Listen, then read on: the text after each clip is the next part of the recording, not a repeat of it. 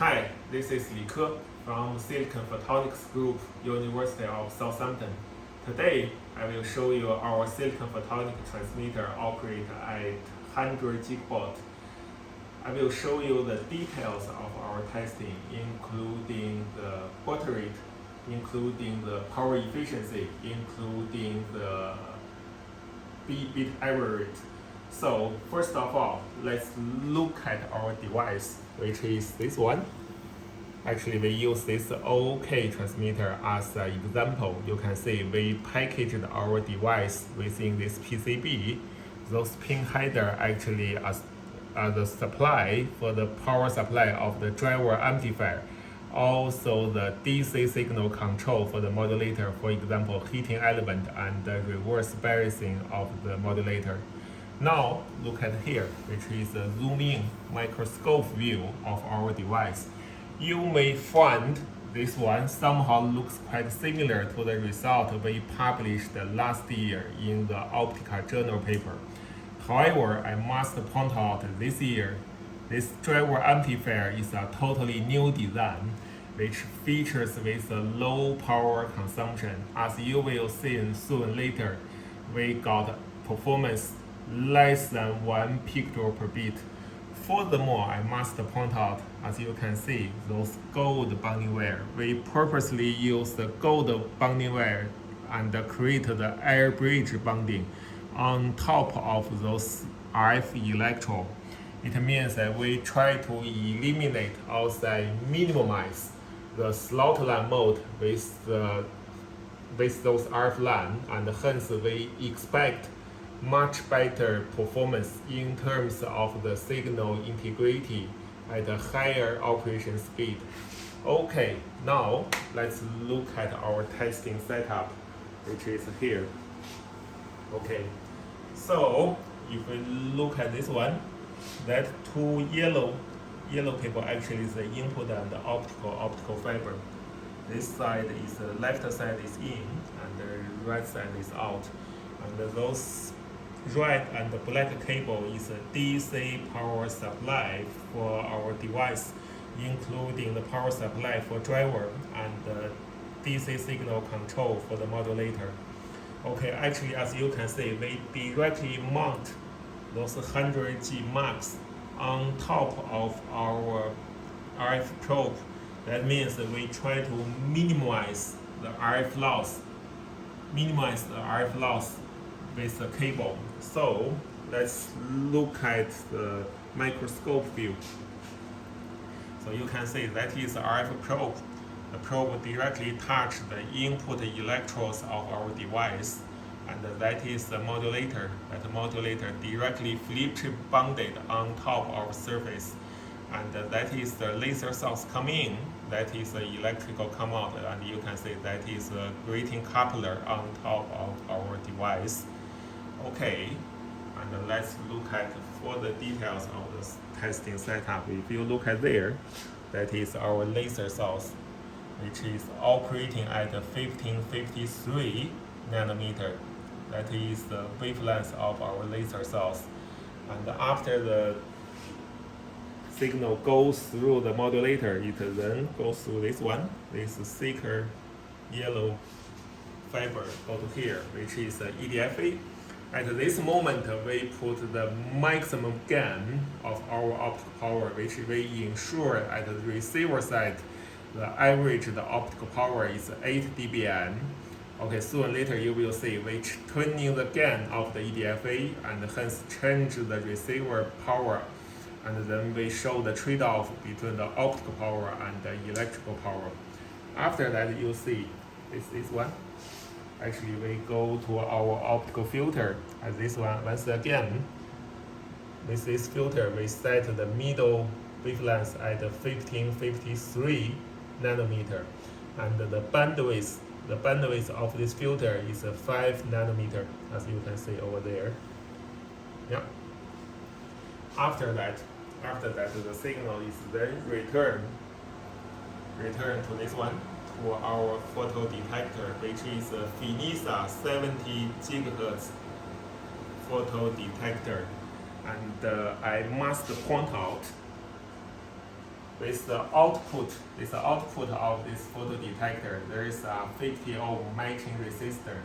Meanwhile, at the electrical port of the DC, there's another matching resistor at 50 ohm. So in total, our photodetector seeing a load at 25 ohm. That means that we got really worse performance at the receiver side in terms of the signal to noise ratio. In a real transceiver link at the receiver side, we should see a fully packaged photodetector with a bespoke design transimpedance amplifier. It means we should expect much better performance in terms of the signal to noise ratio and sensitivity. However, even under this worst scenario, actually we can still see we got a relatively good signal quantity. And as you can see, at this moment, this device operates at 40 gigabits. Yeah. And I must point out there is no smoothing, no pattern lock. It means that we do not have any signal processing. We do not have any equalization. There is no DSP. This is a fully free run data at 40 gigabits. Okay, so that's an eye diagram at 40G, and you can see the extinction ratio at this moment is 2.2 dB, and the signal to noise ratio is 7. Okay, so you may ask how we generate this signal. So actually, we use the SHF BPG, and the channel 1 and the channel 2, actually both of them operate at 20 gigabits, and with the pattern length at PRBS 11. And then two of this channel go to this max. So after the max, actually the pattern length is PRBS 12 minus 2, which gives us in total 4094. That is our pattern length. Okay, so let's go for this eye diagram. Actually, you may ask me about, okay, it looks like the extinction ratio is not so good. Don't worry, that's because we put the power consumption at a very lower end. As you can see, the main driver only consumes 90 milliwatts, and the pre-driver only consumes 34 milliwatts. That is in total about 104 milliwatts. Okay, so that is the reason actually the extinction ratio is relatively small. So if we increase the power of the main driver to the maximum, okay, and then what we see? You see, we directly got much larger extinction, and the eye diagram, you see, it now is 3.5 dB extinction ratio, and the higher signal to noise ratio. Once again, this is just 40G. Let's go back here. Let's return to the lower end. Okay, now the main driver consumes 70 milliwatts, pre-driver is 34 milliwatts. At this moment, let's go for higher operation speed. So what I do, I change the clock frequency to 50 gigahertz. That means that we are operating at 100 gigabits OK. So to do that, to enable a proper testing, first I disable the precision time base, and then I set up the symbol rate of the testing system to 100G. And then I change the clock frequency of the precision time base to 12.5 gigahertz and enable that. You can see now we got our eye diagram at 100G. That is the total free run. Yep. With the extinction ratio at about 1.5 dB, and the SNR at about 2.6. Once again, this is a total free run. There's no DSP, no averaging, no equalization. And I must point out, at this moment, the electrical driver amplifier only consumes about 100 milliwatts. That means this is 1 picture per bit at 100G. 1 picture per bit at 100G OOK, and you see the instant signal quantity of this 100Gi.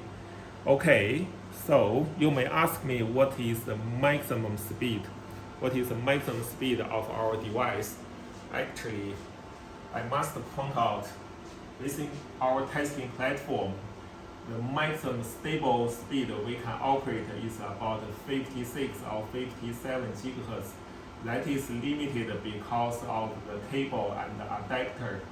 Actually, we already shipped our device into our project partner, and as you will see soon later within their paper, they will show that this device can operate up to 150G OOK. Okay, let me show you the maximum speed. And that is 56 gigahertz, which gives us 112G OOK.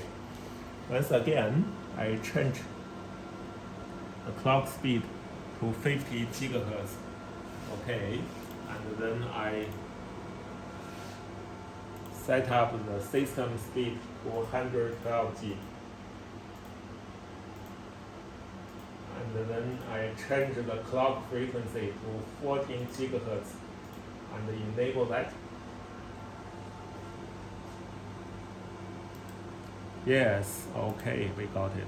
As you can see, we got 112G. 112G. Actually, now its power efficiency is about 900 femtojoule per bit at 112G. Yes, you can see the extinction ratio is somehow smaller. It's okay. Then let's go for our power consumption side. I increase the driver amplifier to its maximum power. So it's at the highest power, you can see that is 54 milliamps at the main driver. That, as you will see in our paper, we use the current flow as a driving force that is really driving the whole load, including the modulator, including the near end and the far end matching resistor, together with the peaking inductor and the T-coil peaking.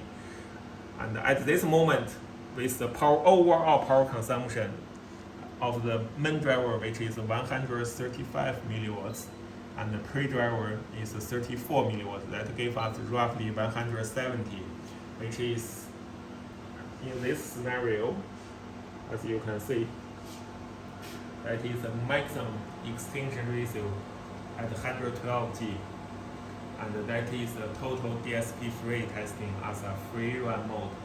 Okay, so you may ask, with a different power consumption and a different optical power, we should see different bit error rate or different SNR performance. To do a proper testing of that, actually what we will do the testing for the BER. So to do that, first we enable the bit pattern lock here. Okay, and after that we do apply the filter and the equalizer. So we apply the half baud rate, that is a 56 gigahertz filter, and then go to our equalizer, which is a 6 type FFE. And as you can see, we including all the noisy source as a full spectrum noisy source here. Okay, so let's look at the signal quantity after this 6 type FFE, which is this one. Okay, so that shows the signal quantity after 6 type FFE at 112G with the maximum power consumption and at the maximum optical power. So you may want to see the extinction ratio, which is 3.6 dB, and also you may want to see the SNR and the BER, as you can see, which is here. So to really evaluate the performance of this signal, what we will do, actually we go for the jitter mode. Okay, it will take a while for the system to detect the signal.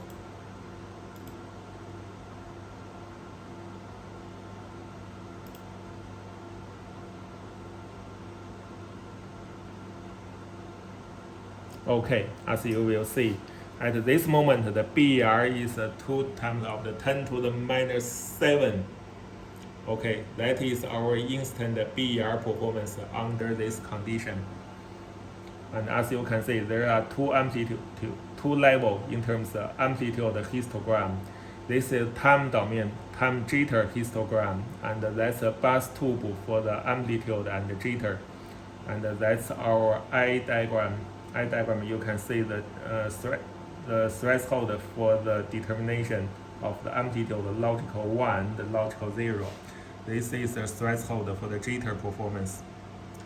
And you see it's a very stable BR performance here. Okay, now let me do something different. What I will do?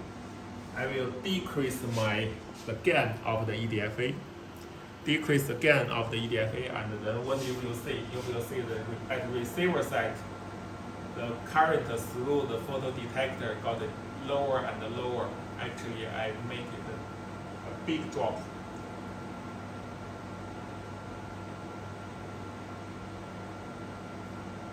Which is about, okay, here. So that is 1.1 milliamp. Actually, we calculated the photocurrent to the instant received optical power. At that moment, that is just the 2 dBm. Just the 2 dBm received optical power. Remember, as I mentioned, we don't have TIA and we only see a load for 25 ohm. That is a really worst scenario. And let's see how good about the BER performance.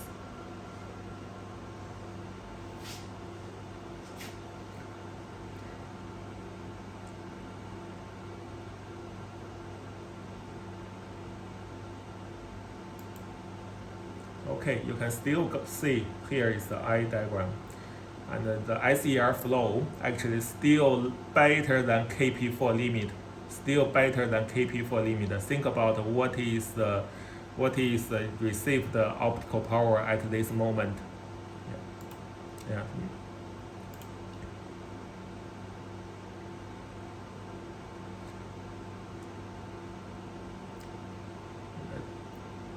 Okay.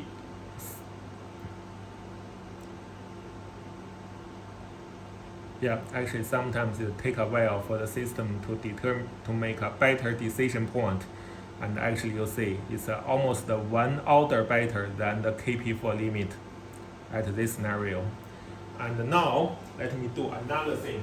Let me purposely tuning the electrical power of our device to the worst scenario, which is 1.5 for the main driver supply. Now we got 45 milliwatts of the main driver and 35 milliwatts of the pre-driver, which in total gave us about 80 milliwatts. That is equivalent to 700 femtojoule per bit at this moment. And let's look at the performance of our device. Clear? And our scale. That all it means that we almost try to kill our device at the minimum power and the low optical power. As you can see, it really takes time to correct the edge and the signal. Somehow it may fail to operate properly. So let's try again.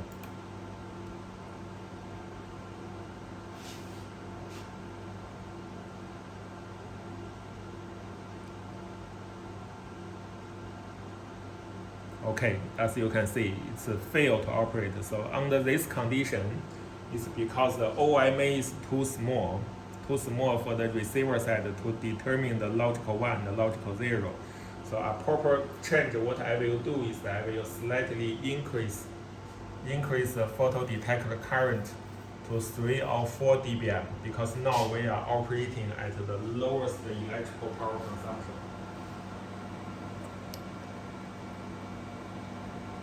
Okay, let's go down here, which is 1.4 milliamp. That is 3 dBm optical power. And let's try again.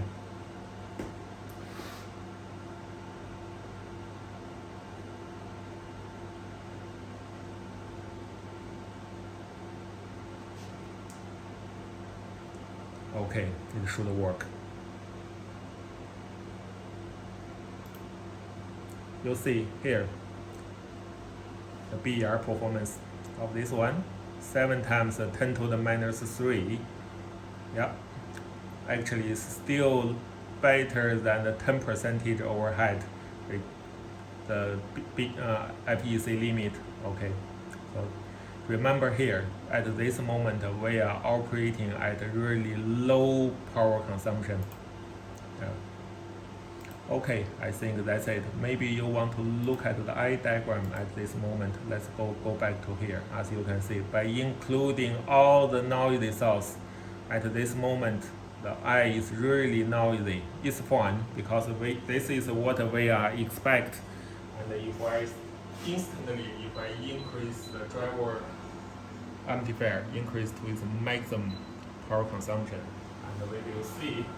What we will see? We see the eye instant get better. You see, and let's do a scale.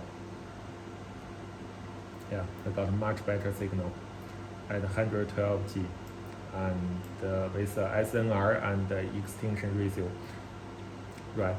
So I would say even at its maximum power consumption, we are still far more better than the result we presented last year, and also better than all the other competitors in the world. Actually, as you can see, at this moment, electrical power is about 1.7 picojoule per bit, and then operate at 112 G. Okay, one more thing maybe I forgot is the power consumption of the heating element, which is this one. Actually, as you can see, at this moment, the heating element, which is set to the quadrature point of the modulator, only consume 4 milliwatts. Okay, so that shows the power consumption for everything. And I think that's almost everything I want to show you. Actually, you can refer more details in our paper. Finally, please allow me to say this is a teamwork from all the people in Silicon Photonics team. Especially, I want to say thank you to Professor Graham Reed and Professor Dave Thomason and many other people who contributed to this work. Actually, as you see, and maybe many other videos we demonstrate, it shows that the silicon photonic transmitter can easily operate beyond 100 gigabaud at 100 G OOK or 200 G PAM4 with a relatively low extinction ratio and a low power consumption. Okay, I think that's it, and thank you.